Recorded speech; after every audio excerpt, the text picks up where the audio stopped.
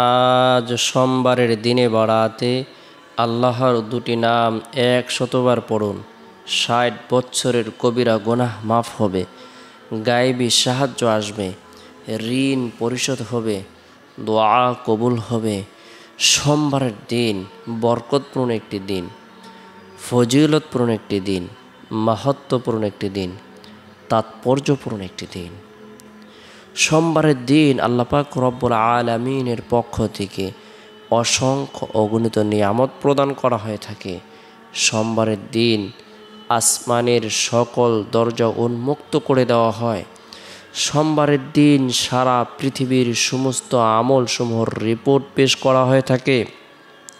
সোমবার দিন সাইয়্যিদুল মুরসালিন, ইমামুল মুরসালিন, খাতামুন নবীন, রহমাতুল্লিল আলামিন, আমাদের হৃদয়ের স্পন্দন, কলিজার টুকরা জনাবে মুহাম্মাদুর রাসূলুল্লাহ সাল্লাল্লাহু আলাইহি সাল্লাম এই পৃথিবীতে আগমন করেছেন।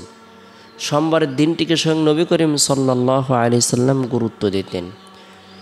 আমরাও যদি সোমবারের দিনটিকে গুরুত্ব দেই, এই দিনে নফল রোজা রাখি, নফল নামাজ পড়ি, কোরআন তেলাওয়াত করি, জিকির আজকার করি, তাসবিহ তাহলিল পাঠ করি, রব্বুল আলামিনের দরবারে রুনাজারি করি, বিশেষ করে নেক কাজ করি, নেক আমল করি, আল্লাহ পাক রব্বুল আলামিন পবিত্র জীবন দান করবেন, সফলতার জীবন দান করবেন, অভাবমুক্ত জীবন দান করবেন।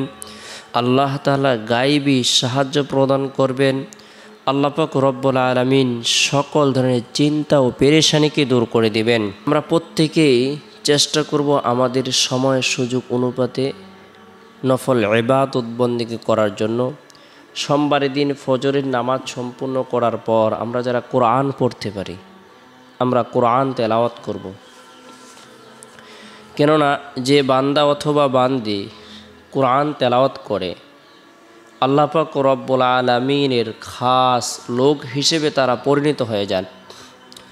যে ব্যক্তি কোরআন তেলাওয়াত করে প্রতিটি হরফের বিনিময়ে আল্লাহ তাআলা তাকে 10টি করে নেকি প্রদান করেন।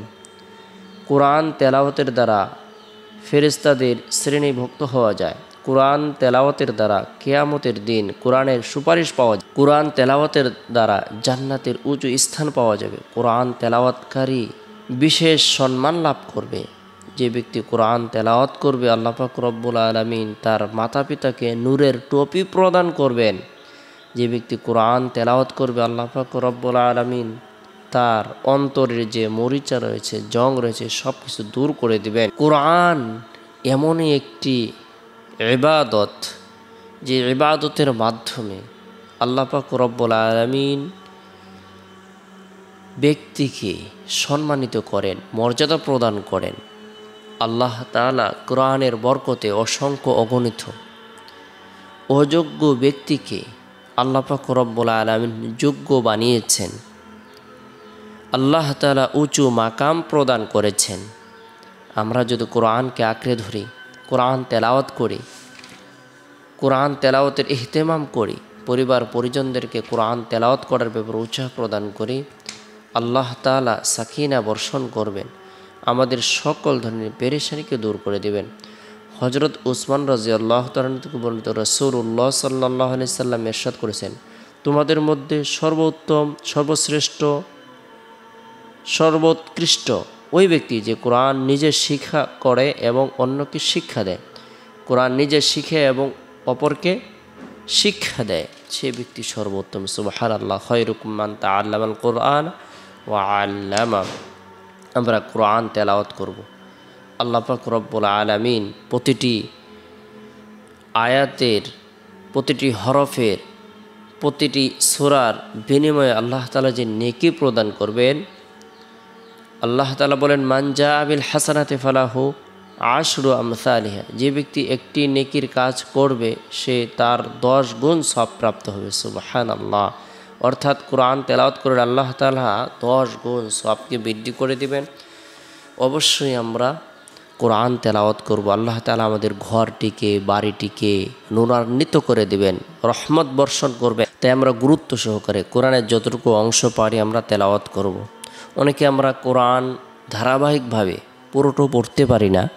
সেই ক্ষেত্রে আমাদের উচিত হলো আমাদের যতটুকু জানা রয়েছে, মুখস্থ রয়েছে, আমরা কোরআন বের করে পাক পবিত্র অবস্থায় কোরআন তেলাওয়াত করব। নিয়মিতভাবে যদি আমরা এই আমলকে অব্যাহত রাখি, আল্লাহ তাআলা নেয়ামত দ্বারা ভরপুর করে দিবেন। এরপরে সোমবারের দিন জোহরের নামাজ সম্পূর্ণ করার পর গুনাহ মাফের উদ্দেশ্যে গুরুত্ব সহকারে 100 বার ইস্তিগফারের আমল করব। আস্তাগফিরুল্লাহ রাব্বি মিন কুল্লি যামবি ওয়া আতুবু ইলাইহি। যে ব্যক্তি তওবার নিয়তে গুনাহ মাফের উদ্দেশ্যে ইস্তিগফারের আমল করবে, আল্লাহ পাক রব্বুল আলামিন খুবই আনন্দিত হবেন, খুশি হবেন। তার জীবনের সকল অন্যায় অপরাধ নাফরমানিসমূহ আল্লাহ তাআলা ক্ষমা করে দিবেন। যদিও তার গুনাহ 90 বছরের হয় না কেন, 60 বছরের হয় না কেন, আল্লাহ তাআলা তওবার আমলের বরকতে তার 60 বছরের কবিরার গুনাহকে মাফ করে দিবেন। তাই ইস্তিগফারের আমল করব। এরপরে আল্লাহ পাক রব্বুল আলামিনের গুণবাচক বরকতপূর্ণ দুটি নাম 100 বার করে আমল করব। আর রহমানু, আর রহমানু পরম করুণাময়। যে ব্যক্তি আর রহমানু নাম আমল করবে, আল্লাহ তাআলা তাকে গাফেল থেকে মুক্ত করে দেবেন। দুনিয়ার কার্য সম্পাদনে আল্লাহ পাক রব্বুল আলামিন সাহায্য প্রদান করবেন। যে ব্যক্তি আর রহমানু নাম আমল করবে, আল্লাহ পাক রব্বুল আলামিন তাকে সার্বিকভাবে কল্যাণ প্রদান করবেন। কেননা আল্লাহ তাআলার গুণবাচক বরকতপূর্ণ একটি নাম হলো রহমান। বাধ্য অবাধ্য, আস্তিক নাস্তিক, যে আল্লাহর হুকুম পালন করে এবং যে লঙ্ঘন করে নির্বিশেষে সকলের উপর দয়া প্রদর্শন করেন, রহমান নামের খাতিরে, রহমান নামের বরকতে। এরপরে আর রহিম অত্যন্ত দয়ালু। যে ব্যক্তি আর রহিম নাম আমল করবে, আল্লাহ পাক রব্বুল আলামিন তাকে মুস্তাজাবাতুদ দাওয়াত করে দেবেন, অর্থাৎ তার দোয়া আল্লাহ তাআলা কবুল করবেন, বিপদ আপদ থেকে উদ্ধার করবেন। সে আল্লাহ তাআলার কাছে যা কিছু কামনা করবে, বাসনা করবে, আল্লাহ তাআলা তাই তাকে প্রদান করবেন, যেটা তার জন্য কল্যাণ করে সাথে সাথে প্রদান করবেন। আর রহমান আর রহিম গুণবাচক বরকতপূর্ণ এই দুটি নাম 100 বার করে আমল করার পরে রব্বুল আলামিনের দরবারে নিজের জন্য, পরিবার পরিজনদের জন্য, জীবিতদের জন্য, মৃতদের জন্য, বিশ্ববাসীর জন্য দোয়া করব, প্রার্থনা করব। দোয়ার বরকতে আল্লাহ তাআলা কঠিন ও জটিল বিপদ দূর করে দেবেন, গায়েবী সাহায্য প্রদান করবেন।